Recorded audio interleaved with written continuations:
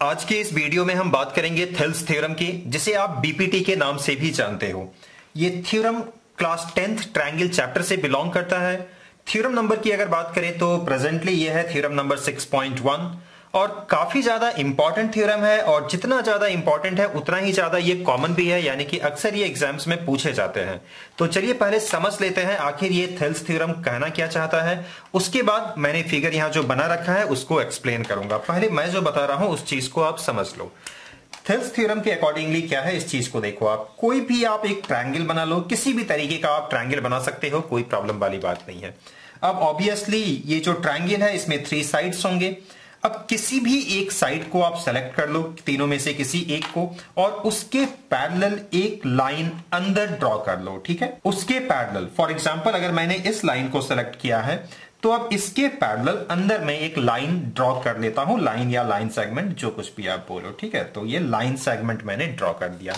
ध्यान देने वाली बात बस इतनी है कि ये दोनों आपस में पैरेलल है, और ये जो लाइन सेगमेंट है इसकी एंड पॉइंट बाकी जो बचे हुए साइड्स थे उस पे टच कर रहा है, यानी कि वहां जाकर के मिल रहा है। राइट, तो according to Thales theorem statement क्या है, इस चीज को समझ लीजिए।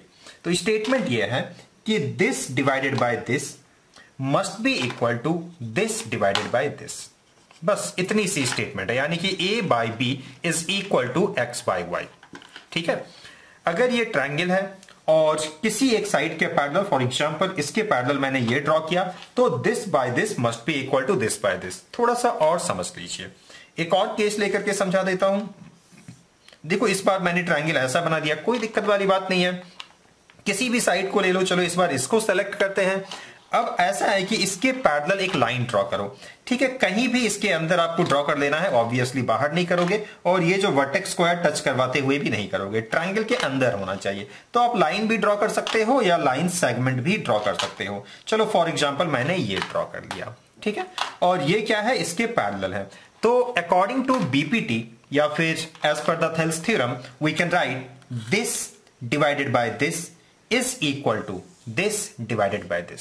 इसी को थोड़ा सा और प्रोसेस करोगे तो इस स्टेटमेंट को भी लिख सकते हो आप। देख लो मैं क्या बता रहा हूं, दिस, ठीक है, ये वाली length this divided by this is equal to this, ये वाला लेंथ डिवाइडेड बाय दिस। इस बात को आप समझ लो ध्यान से, एक और बार समझ लो। देखो मैंने ट्रायंगल बनाया और यहां देखो मैंने बना लिया इसका पैरेलल।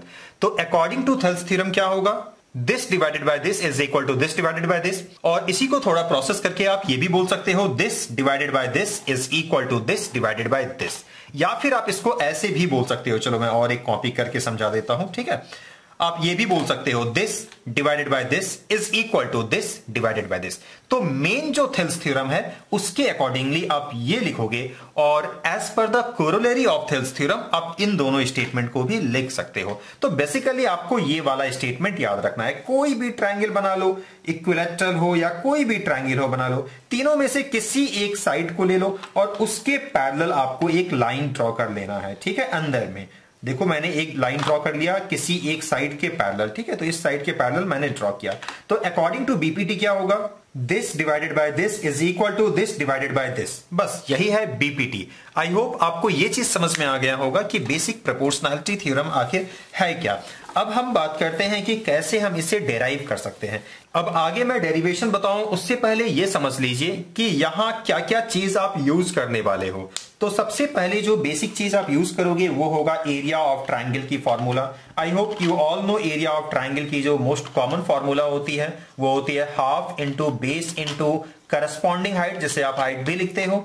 लेकिन यहां ध्यान देने वाली बात यह है कि ट्रायंगल अगर कुछ ऐसा हो और हम इसे बेस कंसीडर कर लें तो हाइट क्या होगा इस केस में। तो इस केस में हाइट को ऐसे बनाया जाता है, और ये ऑब्वियसली ट्रायंगल के बाहर बिलोंग करेगा। तो यहां भी फॉर्मूला तो वही होगा, half into base into corresponding height, but आप देख रहे हो हाइट बाहर है। तो एक ये कंसेप्ट को यूज करोगे। दूसरा एक और कंसेप्ट है जिसको आपने क्लास 9 में स्टडी किया होगा। देखो ये दोनों मैंने पैरेलल लाइंस बनाए, दोनों आपस में एक दूसरे के पैरेलल है। अब इसमें किसी लाइन सेगमेंट को मैं कट कर लेता हूं। फॉर एग्जाम्पल ये मैंने कट किया, नाम दे दिया मैंने ए बी। अब ए बी को बेस कंसीडर करते हुए मैं एक ट्रायंगल देखो कैसा बनाता हूं, और उस ट्रायंगल का जो एक वर्टेक्स होगा वो ऊपर वाले लाइन पे होगा।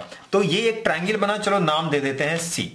और मान लो एरिया ऑफ ट्रायंगल ABC, इसकी वैल्यू कुछ भी ले लेते हैं समझाने के लिए, 10 सेंटीमीटर स्क्वायर। ठीक है, इसकी एरिया कितनी हो गई? 10 सेंटीमीटर स्क्वायर। अब देखना खासियत क्या है, इसी AB को बेस मानते हुए मैं कैसा भी एक ट्रायंगल बना लूं, बशर्ते बेस ये होगा और जो उसका अपर पॉइंट होगा वो कहीं ना कहीं इसको टच करेगा, कहीं भी टच कर सकता है, बहुत दूर में या बहुत करीब। तो चलो थोड़ा सा दूर में टच करवाता हूं। ठीक है, तो अब मजेदार बात यह है कि अब एक और ट्रायंगल बन गया आपके पास ABD। तो सबसे इंटरेस्टिंग पॉइंट यह है, ऑलरेडी आपने क्लास 9th में इसे पढ़ा है, तो ABD की जो एरिया होगी, इसकी एरिया भी उतनी ही होगी जितनी इसकी थी, यानी कि 10 सेंटीमीटर स्क्वायर होगी। ठीक है, ये चीज आपको मालूम होना चाहिए। कोई भी ट्रायंगल अब आप बना लो, बशर्ते बेस ये होनी चाहिए और जो इसका थर्ड पॉइंट है वो इस पैरेलल, ये जो लाइन है इस पे लाई करना चाहिए। तो कुछ भी नाम दे दो, जैसे कि x दे दिया आपने, तो ABX की भी एरिया इतनी ही होगी। आई होप ये चीज आपको समझ में आ गया होगा और जो 9th में आपने पढ़ा था वो आपको कुछ हद तक शायद याद भी आ गया होगा। तो चलिए अब बात करते हैं मेन डेरिवेशन की, कैसे इस चीज को हम साबित कर सकते हैं ये समझ लेते हैं। पहले तो इस चीज को लिख लेते हैं कि आखिर हमें साबित क्या करना है। तो now I think you know कि एज पर द BPT हमें साबित ये करना है AD by DB is equal to AE by EC। पहले तो इस चीज को हम लिख लेते हैं, AE by EC। चलिए इस चीज को मैंने लिख लिया। अब इस चीज को साबित करने के लिए मैंने कुछ कंस्ट्रक्शन कर रखे हैं। ये क्या, मैं बेसिकली क्या हूं, गिवन क्या था, गिवन ये था, ये सिंपली एक ट्रायंगल था और ये जो लाइन सेगमेंट है DE ये इसका पैरेलल है, राइट। और इसके लिए हमने कंस्ट्रक्शन क्या किया, सिंपली इसे ज्वाइन किया, इसे ज्वाइन किया, इन दोनों पॉइंट्स को मैंने ऐसे ज्वाइन किया और इसके बाद E से मैंने एक परपेंडिकुलर डाला AD पे। कुछ नाम भी दिया जा सकता है, तो चलिए नाम दे देते हैं, जैसे कि M और N नाम दे देते हैं। तो E से क्या है, परपेंडिकुलर डाला मैंने इस वाले साइड में। ठीक है, तो EM परपेंडिकुलर टू AD या AB आप कुछ भी बोल सकते हो। सिमिलरली ये इस पे परपेंडिकुलर है। इतना ही मैंने काम किया, उसे आप कंस्ट्रक्शन में लिख लेना जब आप एग्जाम में लिख रहे होगे। तो चलो ये चीज तो आपको समझ में आ गया। अब आपको करना क्या है, जो मेन प्रूफ वाला पार्ट होगा वो क्या होगा, इस चीज को समझ लो। सबसे पहले आपको लिखना पड़ेगा एरिया ऑफ ट्रायंगल, ऊपर वाला ट्रायंगल ADE हम लेते हैं। देखो मैंने इस ट्रायंगल का नाम लिखा ADE divided by area of triangle. इसके साथ मैं लूंगा इसको। थोड़ी सी प्रैक्टिस के बाद ये बातें आपको समझ में आ जाएगी कि क्यों मैंने लिया। जाहिर सी बात है, मेरे पास कुछ टारगेट है और इस टारगेट को डिराइव करने के लिए मैं इस चीज का हेल्प ले रहा हूं। तो मैंने देखो क्या लिया, एरिया ऑफ ट्रायंगल दिस, यानी ऊपर वाला है, और ये जो देख रहे हो ये ग्रीन, ब्लैक और ब्लू कलर से बना हुआ है ये वाला ट्रायंगल। तो इन दोनों ट्रायंगल की जो एरिया है उसको मैं लिखने जा रहा हूं। तो आप देख करके बताओ, ऊपर वाला जो ट्रायंगल है ADE, उसकी एरिया कितनी होगी। तो obviously half into base into height. Base किसी को भी लिया जा सकता है, बट मैं लूंगा इसको बेस, सो दैट कि मेरा ये वाला चीज आ जाए। तो बेस के तौर पे मैं ले रहा हूं AD को। ठीक है, लेकिन अगर मैंने बेस इसको कंसीडर किया तो हाइट ऐसे तो होंगे नहीं, ये वाले हाइट होंगे। तो हाइट क्या हो जाएगा, EM। चलिए EM लिख लेते हैं, मैंने लिखा EM होल डिवाइडेड बाय, अब देखो एरिया ऑफ ट्रायंगल DBE, तो DBE ये जो ट्रायंगल है इसके लिए भी मैं फॉर्मूला लिखता हूं हाफ इंटू, बताइए इस बार बेस क्या लिखे, तो बेस अगर DB लिखेंगे तो फिर ये टारगेट मेरा पूरा होगा, तो इसलिए मैं लिखता हूं यहां DB। तो मैंने देखो बेस लिखा, लेकिन अगर मैंने इसे बेस लिखा तो थोड़ी देर पहले मैंने बताया था कि हाइट क्या हो जाएगा, बाहर की तरफ चला जाएगा, तो ये हो जाएगा इसके लिए हाइट। तो उसकी नाम बताइए EM। अब जो कुछ भी यहां कैंसिल आउट हो सकता है कर दीजिए, काफी आसानी से आप देख सकते हो ये दोनों कैंसिल आउट हो रहा है, 1/2 कैंसिल आउट हो रहा है। तो इससे अल्टीमेटली आप क्या लिखोगे, AD by DB। समझो आपका ऑलमोस्ट काम हो गया। इसके बाद आप क्या करोगे, इस चीज को आगे यहां समझो, फिर से एक बार ऐसे ही काम को करोगे, लेकिन इस बार ट्रायंगल का नाम चेंज कर देना है। ऊपर वाला नाम तो कॉमन ही रहेगा, area of triangle ADE divided by, बहुत ही सिंपल और मजेदार है।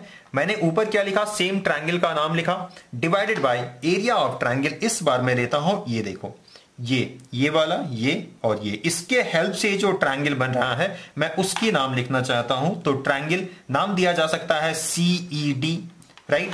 अब एज यूजुअल फॉर्मूला को लिख दीजिए, हाफ इंटू, बताइए इस ट्रायंगल के लिए बेस क्या लिया जाए, EN को ले लेंगे तो टारगेट हमारा पूरा होगा। तो हम ऐसा ही करते हैं, सॉरी EN नहीं है, ओके, AE लेते हैं। तो मैंने लिखा AE इनटू, जब मैं ए को बेस लिया हूं तो इसके लिए करस्पॉन्डिंग हाइट क्या हो जाएगा, डी एन हो जाएगा। तो चलिए मैंने लिखा D N whole divided by, इसके लिए आप देख सकते हो, इसके लिए क्या लिखोगे, हाफ इनटू, इस ट्रायंगल को आप यहां ऑब्जर्व कर लो। जब इस ट्रायंगल को केयरफुली आप ऑब्जर्व करोगे तो बेस आप अगर इसे लोगे तो हाइट ये हो जाएगा, तो हाफ इंटू बेस, तो ईसी इंटू हाइट, तो करस्पॉन्डिंग हाइट के लिए क्या नाम लिखोगे आप, डी एन लिखोगे, राइट ना। और आप बहुत ही आसानी से ये ऑब्जर्व कर सकते हो, ये दोनों कैंसिल आउट हो रहा है, ये भी कैंसिल आउट होगा, और अल्टीमेटली आप लिखोगे A E divided by E C. I hope ये चीज आपको क्लियर हो गया होगा। अब देखो इन दोनों का कुछ नाम दे दो, इक्वेशन 1, इक्वेशन 2, कुछ भी आप दे दो, कोई दिक्कत वाली बात नहीं है। मैं इसका नाम देता हूं इक्वेशन 1 और इसका नाम देता हूं इक्वेशन 2, ठीक है। जब इक्वेशन 1 को और इक्वेशन 2 को आप देखोगे, ऑब्जर्व करोगे, तो आप ये पाओगे कि दोनों के जो लेफ्ट वाले हैं, लेफ्ट वाले मतलब ये और ये जो लेफ्ट वाले हैं, वो दोनों कहीं ना कहीं इक्वल है। अभी हो सकता है आपको इक्वल ना लगे, लेकिन मैं इस चीज को शो कर देता हूं। देखो इन दोनों का ऊपर वाला तो इक्वल है ना, ये तो मानोगे, और नीचे वाला इक्वल लग नहीं रहा होगा लेकिन इक्वल है। अब पहले तो ये ऑब्जर्व करो, ये वाला ट्रायंगल कौन सा है, अब जरा गौर करना, ये है क्या। चलो थोड़ा बेहतर समझाने के लिए मैं थोड़ा सा कलाकारी इसमें दिखा देता हूं, ठीक है। ये वाला ट्रायंगल है, राइट, और ये जो ट्रायंगल है ECD, आप देख सकते हो ECD ये ट्रायंगल है, इसको भी मैं थोड़ा सा कुछ ऐसा कर देता हूं सो दैट कि फिगर बहुत ज्यादा आपको क्लियर हो। ये देखो, अब इन दोनों ट्रायंगल्स को आप वहां ऑब्जर्व कर लो। क्या थोड़ी देर पहले जो मैंने बताया था कि triangles on the same base and in between same parallel, यहां बना देता हूं, ठीक है, इसको छोड़ो। तो triangles on the same base and in between same parallels, देखो ये सेम पैरेलल लाइंस के बीच में अगर हो तो इन दोनों की एरिया इक्वल होगी क्या। अच्छा, इसको आप नीचे से देख सकते हो या फिर ऊपर से भी तो देख सकते हो, उल्टा करके देखो ना। अब मान लो कि ये है, अब बेस इसी को मान लेते हैं ना, और अब देखो तो ये एक ट्रायंगल, ये दूसरा ट्रायंगल, तो क्या इसकी एरिया और इसकी एरिया इक्वल होगी, बिल्कुल होगी, यही तो हम बात कर रहे थे। और क्लास 9th पे तो आपने काफी डीप में इस चीज को डिस्कस किया होगा। खैर मैंने पूरा समझा दिया कि इन दोनों की एरिया इक्वल होगी। तो इस हिसाब से आप थोड़े से स्टेटमेंट के साथ इस चीज को लिख लेना कि एरिया ऑफ ट्रायंगल DBE, आप ये जो मैं लिख रहा हूं आप फिगर में देखो या फिर इसको देखना, ठीक है, is equal to area of triangle, क्या हो जाएगा, देखो ये लिखो या ये जो मैंने रेड कलर से बनाया है उसको लिखो, तो नाम क्या है, CED। इन दोनों की एरिया इक्वल होगी, रीजन मैंने बताया अभी, सेम पैरेलल और सेम बेस के ऊपर है, दैट्स व्हाई एरिया इक्वल होगी। तो इस हिसाब से देखा जाए तो इक्वेशन 1 और इक्वेशन 2 के जो लेफ्ट वाला पोर्शन है वो इक्वल है, तो क्या राइट वाला इक्वल होगा। तो काफी इजीली आप इस चीज को लिख सकते हो, AD बाई DB, ये लिखा, इज इक्वल टू दिस, तो AE बाई EC। इस तरीके से देखो तो हमारा काम कंप्लीट हो गया और हमें जो साबित करना था वो हमने किया। इस तरीके से हमने बेसिक प्रोपोर्शनैलिटी थ्योरम को डिराइव किया। आई होप इस वीडियो में बताई गई चीजें आपको समझ में आ गई होगी। मिलते हैं फिर किसी वीडियो में। Thank you.